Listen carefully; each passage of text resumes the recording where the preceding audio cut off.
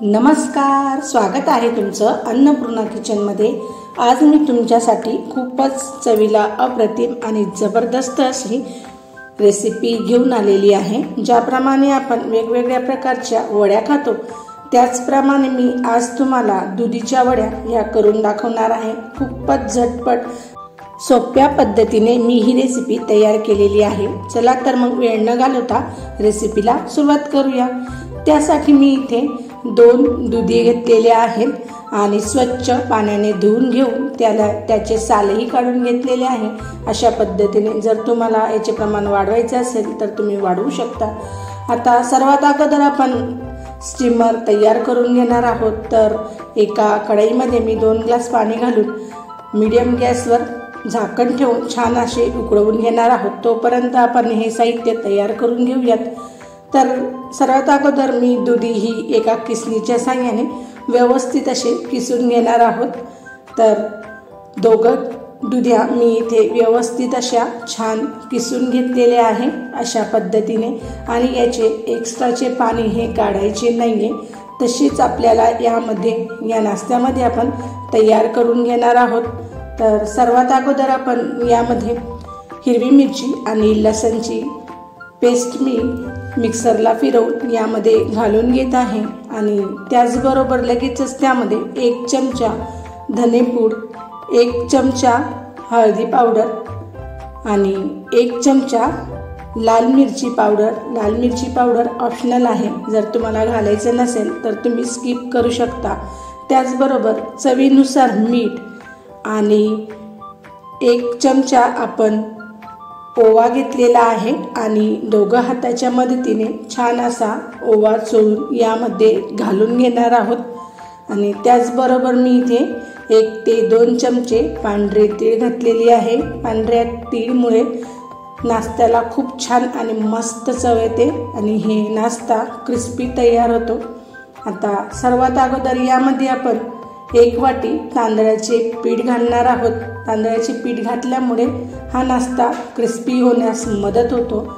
आता त्याचबरोबर लगेचच आपण त्यामध्ये 2 वाटी बेसन घालून घेणार आहोत। हा नाश्ता मी बेसनपासून तयार केलेला आहे। खूप छान आणि मस्त हा नाश्ता तयार होतो। जर तुमच्याकडे तांदळाचे पीठ नसेल तर तुम्ही स्किप करू शकता। तर अशा पद्धतीने मी 2 वाटी बेसनाचे पीठ यामध्ये घालून घेतलेले आहे आणि हाताच्या मदतीने सर्व मसाले आणि पीठ हे एकजीव करून घेणार आहोत। या पिठाला जास्त जोर लावून मळून घ्यायचे नाहीये, हलक्या हातानेच हे पीठ मळायचे आहे, कारण की दुधीला पाणी सुटते।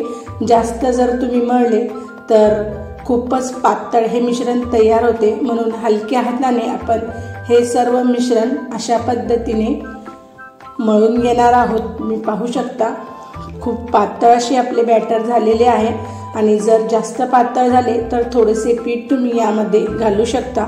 अशा पद्धतीने मी हे सर्व बॅटर तयार करून घेतलेले आहे।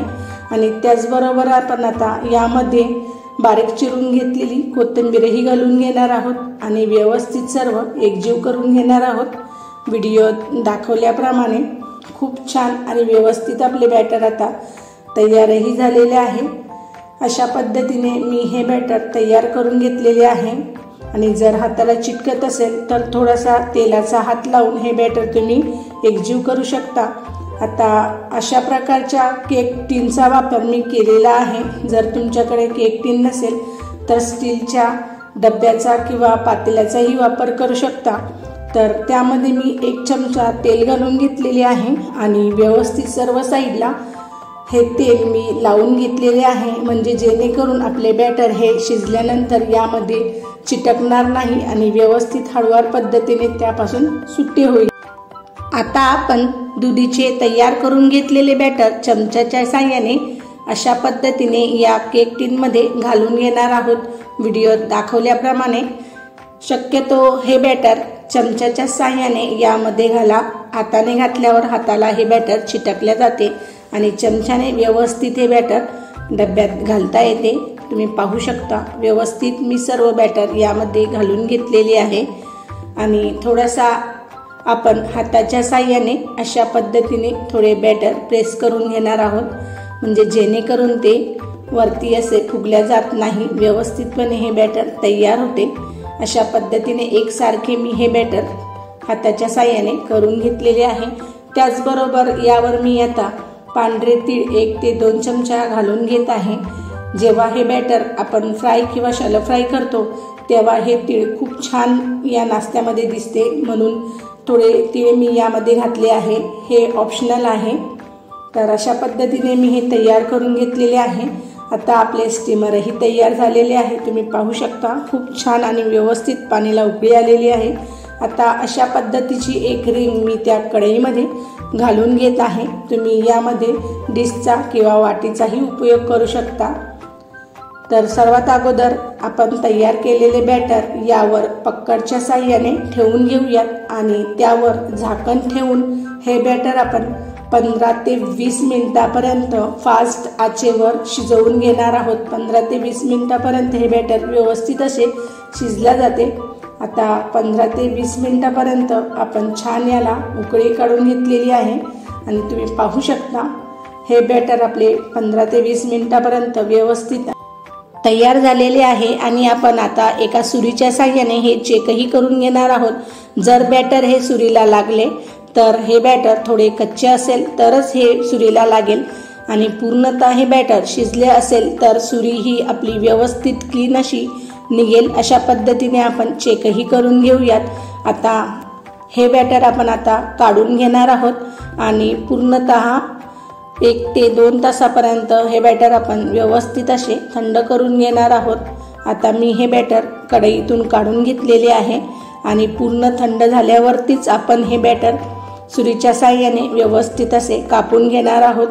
आता 1 ते 2 मिनिटं झालेली आहेत, तुम्ही पाहू शकता बॅटरने हे कड्याही सोडलेल्या आहेत। आता आपण सुरीच्या साहाय्याने व्यवस्थित त्याच्या साईडच्या कड्या हे सैल करून घेणार आहोत। व्हिडिओत दाखवल्याप्रमाणे अशा पद्धतीने आपण हे बॅटर सुरीच्या साहाय्याने काढून घेणार आहोत। ही प्रोसेस आपल्याला हळूवार पद्धतीने करायची आहे।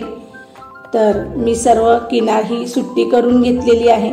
आता यावर एखाद्या डिशने आपण झाकण ठेवून घेणार आहोत आणि ती डिश आपण आता उलटी करून घेणार आहोत आणि केक टिन हा वरती येईल अशा पद्धतीने आपण हे बॅटर तयार करणार आहोत। आणि हे बॅटर आपण आता या भांड्यातून व्यवस्थित हळूवार पद्धतीने काढून घेणार आहोत। तुम्ही पाहू शकता मी हे बॅटर व्यवस्थित काढूनही घेतलेले आहे आणि तुम्ही पाहू शकता। आता हा नाश्ता आपण व्यवस्थित सरळ करून घेऊयात आणि सुरीच्या साहाय्याने अशा पद्धतीने आपण हा नाश्त्याचे कट करून घेणार आहोत। जर तुम्हाला वेगळ्या पद्धतीने आकार कापायचे असतील तर तुम्ही करू शकता। तर मी साध्या पद्धतीने सरळ उभ्या आडव्या अशा रेषा मारून घेतलेल्या आहे, म्हणजे कापून घेतलेले आहे सुरीच्या साहाय्याने आणि त्याचे छोटे छोटे असे पीसही करून घेतलेले आहेत। तुम्ही पाहू शकता हा नाश्ता सहज व्यवस्थितपणे शिजल्यामुळे सुरीच्या साहाय्याने आपल्याला व्यवस्थित असा कापता येतो। तुम्ही बघू शकता अशा पद्धतीने उभ्या कापा झाल्या की लगेचच मी याच्या आडव्या कापा करून घेत आहे। हळूवार पद्धतीने ही प्रोसेस करायची आहे, म्हणजे व्यवस्थित ह्या वड्या आपल्या तयार होतात। अशा पद्धतीने मी ह्या वड्या कापूनही घेतलेल्या आहेत आणि छान व्यवस्थित अशा वड्या आपल्या तयारही झालेल्या आहेत। अशा पद्धतीने मी वड्यांचे मोठे मोठे काप करून घेतलेले आहेत आणि मी तुम्हाला दाखवतही आहे। खूप छान आणि जबरदस्त हा नाश्ता आतमधूनही व्यवस्थित असा शिजलेला आहे। ज्या पद्धतीने आपण खमंग तयार करतो त्या पद्धतीनेच हा नाश्ता तयार होतो, पण आपण यामध्ये कोणताही सोड्याचा किंवा इनोचा वापर केलेला नाहीये। आता सर्वात अगोदर आपण गॅसवर कढई ठेवून घेणार आहोत आणि कढई व्यवस्थित तापली की लगेचच त्यामध्ये 2 ते 3 चमचे तेल हे व्यवस्थित कडकडीत तापवून घेणार आहोत। हा नाश्ता मी तेलामध्ये फ्राय करून घेत आहे। जर तुम्हाला फ्राय करायचे नसेल तर तुम्ही तव्यामध्ये थोडेसे तेल घालून ह्या नाश्त्याला शॅलो फ्रायही करू शकता। तर सर्वात अगोदर तेल हे व्यवस्थित असे तापलेले आहे आता त्यामध्ये हळूवार पद्धतीने 2 ते 3 वड्या मी घालून घेत आहे आणि व्यवस्थित असे एक साईड क्रिस्पी झाली की लगेचच आपण व्यवस्थितपणे चमच्याच्या साहाय्याने आपण हे परतवून घेणार आहोत। तुम्ही पाहू शकता खूप छान आणि लालसर रंग येईपर्यंत आपण छान या वड्या तळून घेणार आहोत। आता चमच्याच्या साहाय्याने दोघं साईडही व्यवस्थित अशी क्रिस्पी आपण तयार करून घेणार आहोत आणि तुम्ही बघू शकता खूप झटपट हा नाश्ता क्रिस्पी तयार होतो आणि चवीला तर खूपच अप्रतिम तयार होतो। आता चमच्याच्या साहाय्याने मी दोघं साईडही व्यवस्थित अशी फ्राय करून घेतलेली आहे आणि आता चमच्याच्या साहाय्याने सर्व तेल हे व्यवस्थितपणे काढून हा नाश्ता मी एका डिशमध्ये काढून घेत आहे आणि मी तुम्हाला दाखवतही आहे। खूप छान आणि जबरदस्त क्रिस्पी आणि लालसर हा नाश्ता तयार होतो। आता त्याच पद्धतीने मी दुसरे हे वड्या तेलात सोडून घेतलेल्या आहेत हळूवार पद्धतीने आणि ह्या वड्या तळताना गॅसची फ्लेम ही हाय ठेवायची आहे, अजिबात कमी ठेवायची नाहीये।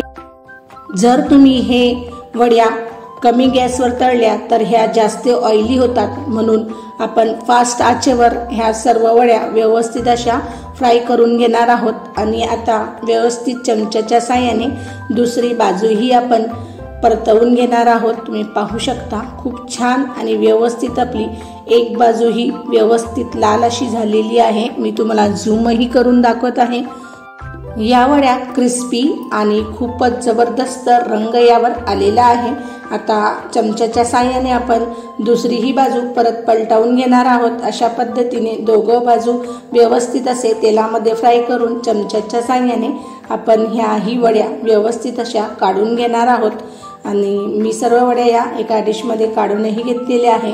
तुम्ही पाहू शकता खूप छान आणि क्रिस्पी आणि चविष्ट या वड्या तयार होतात। तर अशा पद्धतीने मी सर्व वड्या या तळून घेतलेल्या आहेत। आता मी तुम्हाला सर्व्ह करून दाखवत आहे। हा नाश्ता तुम्ही शेजवान चटणी किंवा सॉस बरोबरही सर्व करू शकता। त्याचबरोबर संध्याकाळच्या चहासोबत हा नाश्ता तुम्ही तयार करा। खूप चविष्ट हा नाश्ता तयार होतो आणि खूप वेगळ्या वेगळ्या प्रकारचे आपण नाश्ते तयार करतो, पण अशा पद्धतीने मी दुधीच्या वड्या तुम्हाला दाखवलेल्या आहेत। खूप सोप्या पद्धतीने मी ही तयारीही केलेली आहे। तुम्ही हा नाश्ता लहान मुलांच्या टिफिनसाठीही देऊ शकता आणि तेही खूप आवडीने खातात। काही मुलं दुधी खात नाही, तर तुम्ही अशा पद्धतीने हा नाश्ता त्यांना तयार करून दिला तर तेही खूप आवडीने खातील। तर अशा पद्धतीने तुम्ही ही रेसिपी नक्की ट्राय करा आणि मला कमेंट्समध्ये नक्की कळवा। व्हिडिओ आवडल्यास तुमच्या मित्रमैत्रिणी आणि परिवारांसोबत शेअर करा आणि अशाच नवनवीन रेसिपी पाहण्यासाठी चॅनलला लाईक करा, शेअर करा आणि सबस्क्राईब करायला मात्र विसरू नका। धन्यवाद। Thanks for full watching.